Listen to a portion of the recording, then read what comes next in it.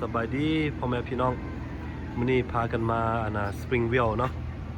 สิไปลินน้ำห้วยอยู่ถึงสปริงวิลแถว Lower Coffee Camp พุ่นละนี่มาใส่น้ำมันอยู่นี่ที่ห้านGifford Market เนาะห้านนี้ก็เปิดมาแต่1948ว่าซั่นเป็นตลาดก่อนสิฮอดหม่องลอยน้ำเนาะนี่เราก็มาแวะใส่น้ำมันอยู่ตอนนี้สปริงวิลก็เป็นเมืองน้อยๆสปริงวิลอันนี้ก็มีห้านขายพิซซ่าห้านพอริเชอร์เนาะ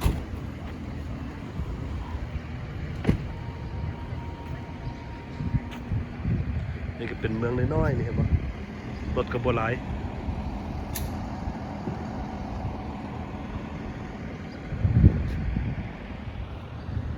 สปริงวิล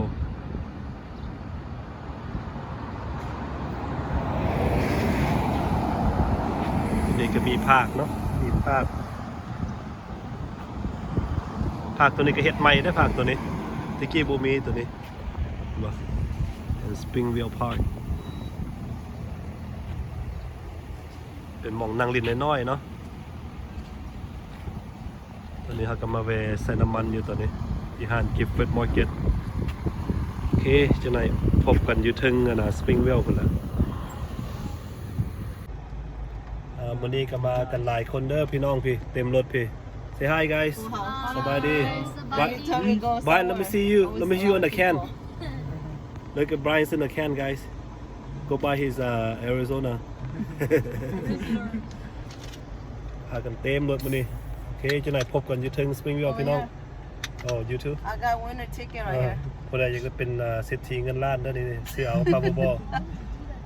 winner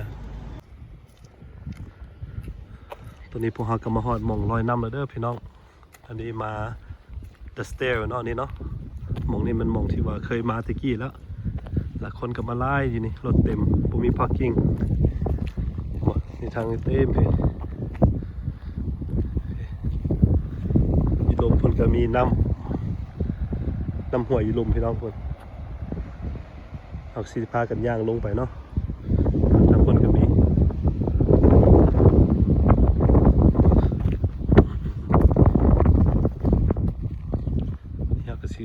ย่างลงไปเบิ่งเนาะทางคันใดอยู่ลมเพิ่น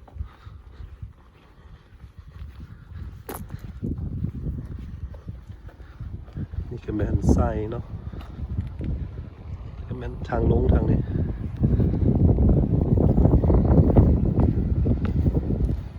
นี่แหละเขาจะคอยเอิ้น The Stair เพราะมันมีคันใดเต็มพี่ย่างลงหลุม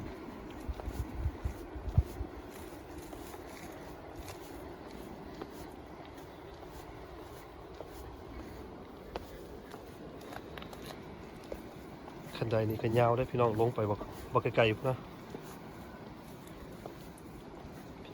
พี่ก็สิเห็นหยุดวงวิวกันหน่อยหนึ่งเนาะวิวทางลุมก็งามพี่น้อง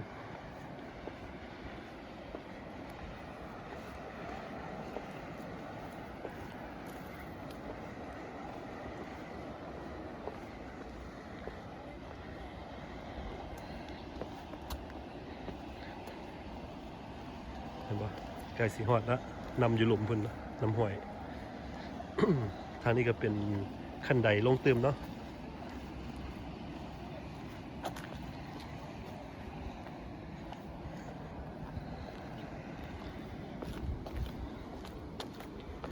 อย่างออมลงบอกใกล้ๆพี่น้องประมาณ5 นาที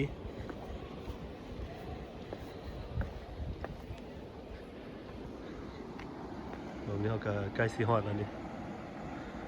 คนกระไรได้อยู่ลมพลเต็มคนโดดน้ำทางพี่ก็มีคันใดอีกเติมเนาะทางพี่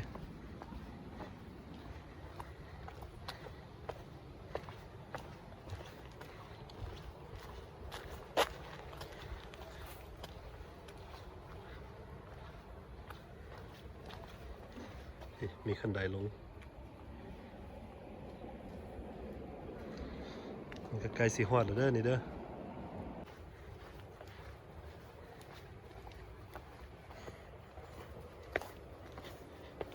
ย่างลงคันไดบัดนี้คันไดสุดท้ายแล้วตัวนี้นะลงนี่แล้วก็สิข้ามครัว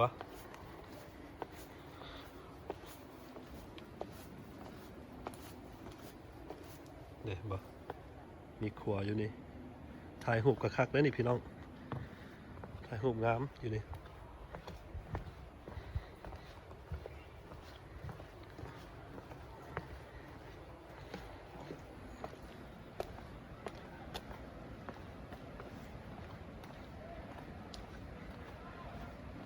สิยังผ่านกล้องต้นไม้นี่ไปเนาะ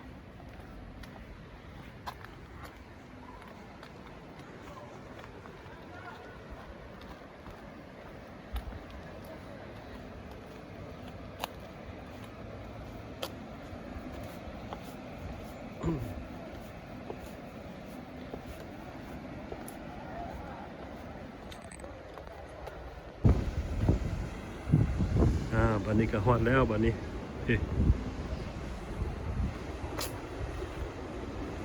นำห้วยอยู่สปริงเวลเนาะตัวนี้ชื่อว่า The Stair มีคนลิ้นตัวเต็มอยู่ทุกคนขณะสิลงไปเบิ่งเนาะคนกำลังสิโดดอยู่เทิงคนวิวก็งามบัดนี้ก็ฮอดแล้วเนาะอันนี้มันทั้งลุ่มมองThe Stair มองอาบน้ำคนก็เอาทูบเอาอย่างมาลิ้นเนาะตอนนี้เนาะน้ำใสเพิ่นเนี่ยเป็นอ่างน้ำใหญ่อยู่เพิ่น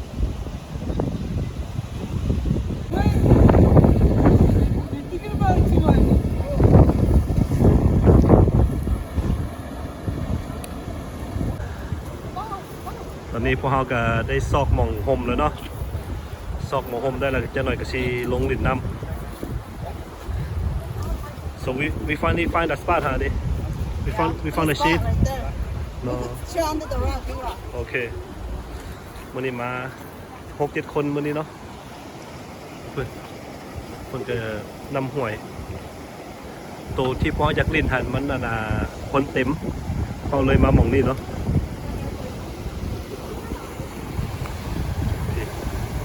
งามเด้อพี่น้องวิวงาม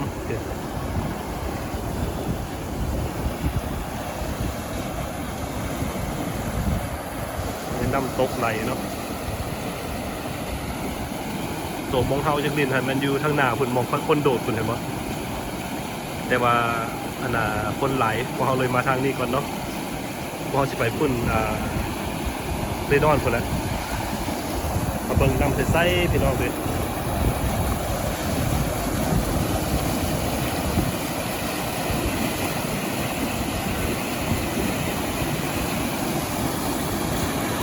น้ำกระไหลแห้งเด้อพี่น้องน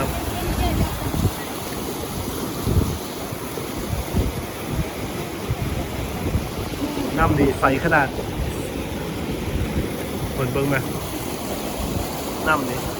เห็นทอดปลา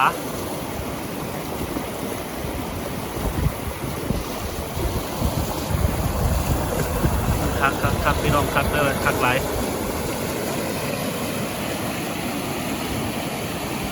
วิวก็งามเนาะวิวตอนนี้เขาก็ได้อยู่สปริงเวลแล้วตอนนี้น้ำนี่ก็ใสไหลน้ำอยู่นะที่เบิ่งปลากระเต็มพี่น้องมีปลามี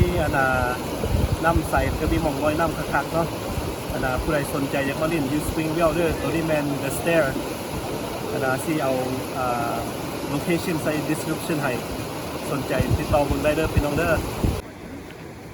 ตอนนี้เพิ่นก็กำลังสิลองตึกป่าเนาะตอนนี้เนาะว่าสิมีป่าบ่อยู่ในนี่อยู่ทางสปริงเวลเด้อพี่น้อง They have trout in there. We'll see if we find any trout. Yep. เปิดน้ำก็ใสน้ำเนาะงามหลายน้ำ The water's warm. Yeah, the water's warm. Come on, Owen, Brian, jump in. Get in.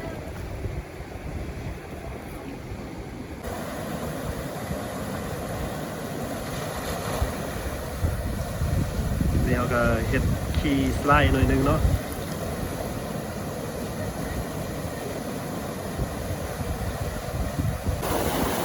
นี้ก็กำลังมวนเนาะตอนนี้เนาะนี่โอ้โอ้โอ้โอ้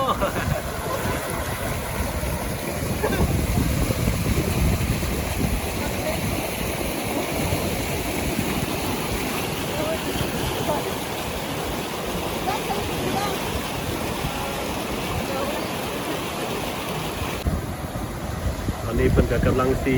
สไลด์ดาวน์เนาะ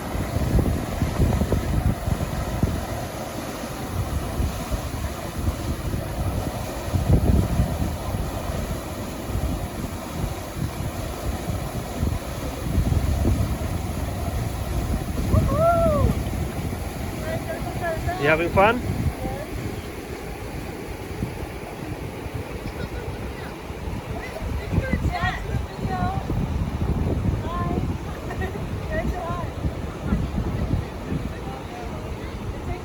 Khạc lại nó slide ลงกับ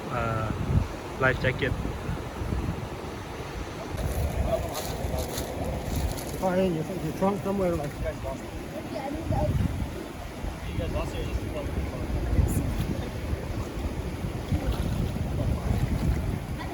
I didn't get your body in yet, did you? Hi Brian Hi. You having fun or what? Yeah. Tiffany jump in right there Tiffany They have grip. Yeah jump in Oh, you get a little slip of it.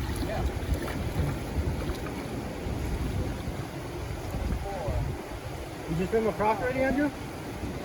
Andrew, you just swim all the way over there already? You can see it's deep right now? I'm just ตอนนั้นก็กำลังสิโดด Look Andrew she's jumping over there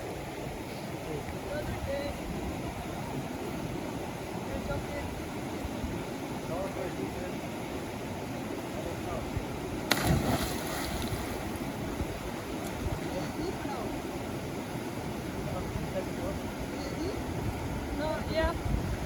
Good enough to jump like a ตอนนี้ก็กำลังสิไปโดดเอาตอนนี้เนาะ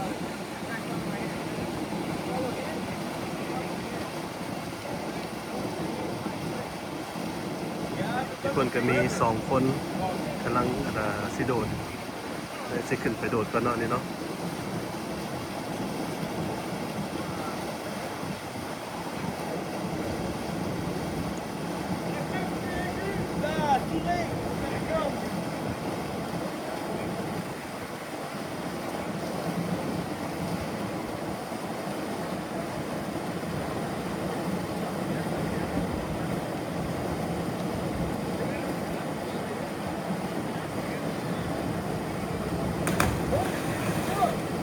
โดดแล้ว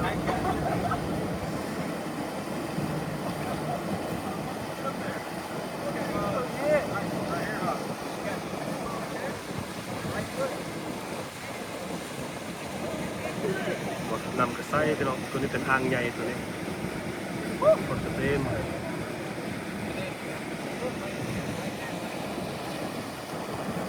โอเคก็มีสไลด์เนาะตอนนี้ก็กำลังเสียดาเฮ็ดสไลด์เนาะตอนนี้เนาะ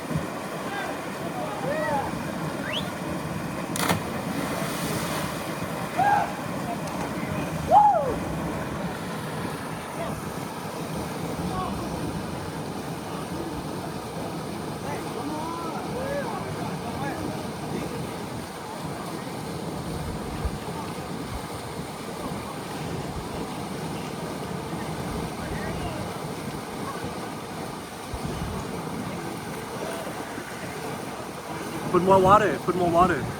Put more water. Okay. อันนั้นก็มองเฮดสไลด์นะพี่น้องนำกับกวางเนาะนี่เนาะส เป็นผู้ก็ใหญ่เพิ่น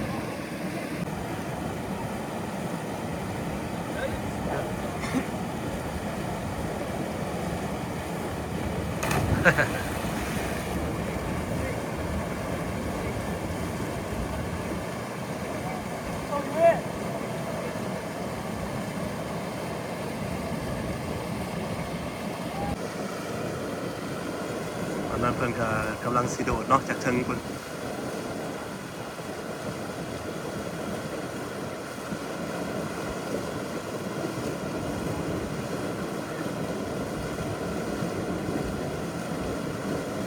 อยู่สปริงวิลนี่ก็คักเลยมีหม่องโดดน้ำลอยน้ำมีหม่องเล่นหลายหม่องแต่ว่าก็ต้องได้ระวังเพราะว่า safety first เนาะ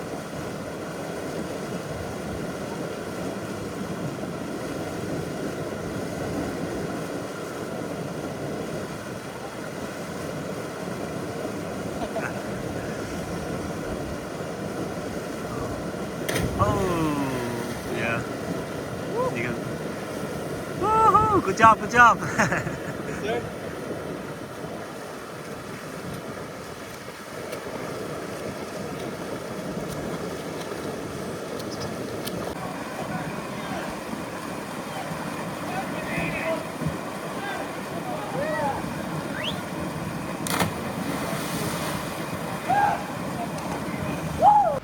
โอเคบัดนี้ก็สิได้ลาจากกันก่อนเด้อพี่น้อง อย่าลืมคลิกไลค์แชร์ Subscribe ให้หน่อยเด้อพบกันใหม่ในคลิปหน้า